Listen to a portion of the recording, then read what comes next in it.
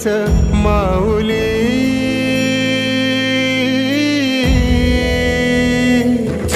गुरु स्पर्श दूर करी दुःखाची सावली।